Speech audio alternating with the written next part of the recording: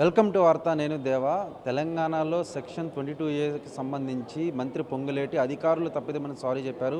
ప్రస్తుతం ఇదే విషయంపై మనతో పాటు మాట్లాడడానికి బీజేపీ మీడియా ప్యానలిస్ట్ ప్రభాగౌడ్ గారు ఉన్నారు.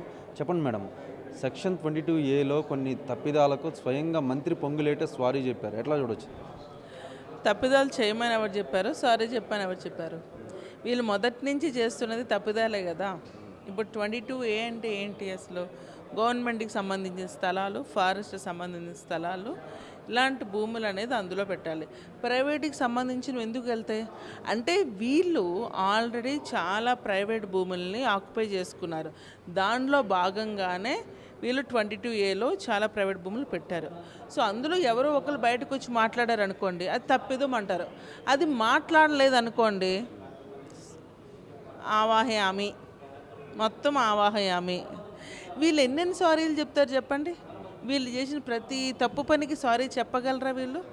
ప్రజల డబ్బుని దోచుకుంటున్నారు, దానికి సారీ చెప్తున్నారా వీరు? లేదే. వాళ్ళు భూమిని దోచుకుంటున్నారు, సారీ చెప్తారా?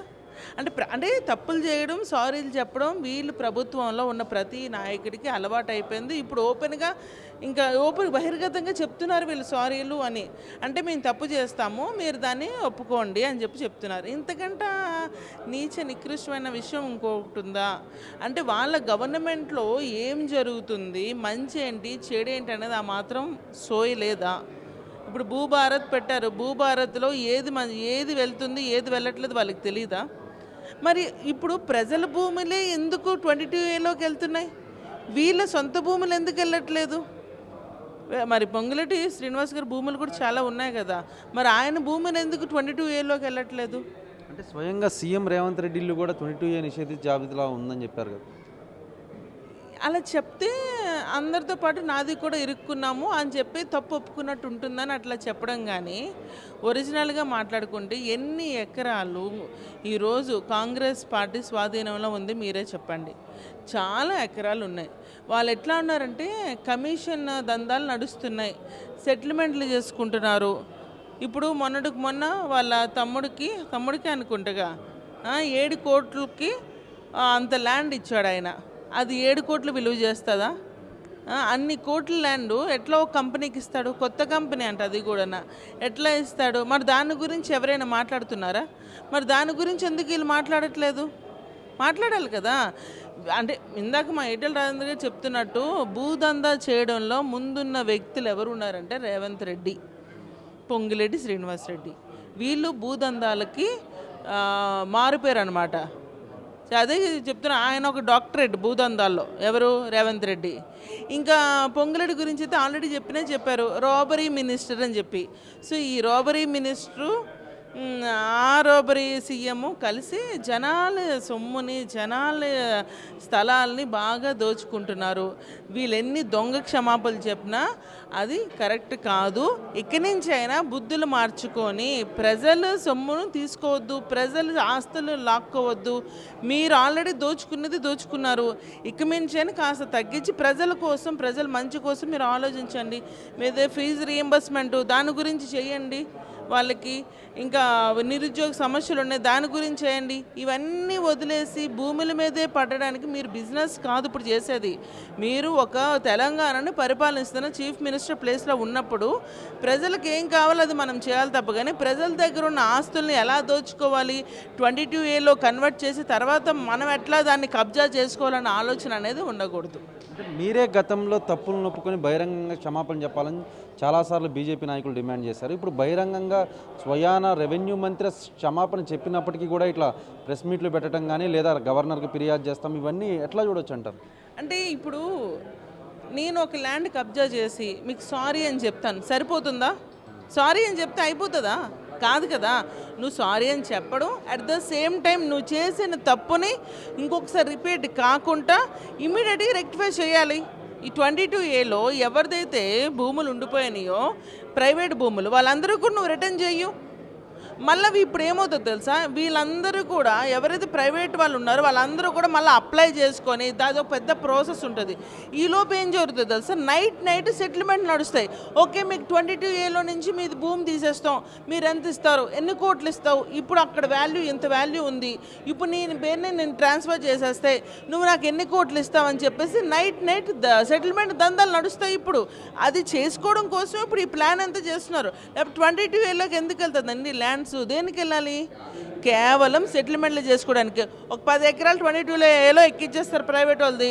నైట్ కూర్చొని, బాబు నీ 10 ఎకరాల వాల్యూ ఇన్ని కోట్లు ఉంది, నువ్వు నాకు ఎన్ని కోట్లు ఇస్తావు చెప్పు, దాన్ని బట్టి మేము 22Aలో నుంచి మీ ల్యాండ్ మేము తీసేస్తాము అని చెప్పి ఇట్లాంటి భూదందాలు చేస్తున్నారు.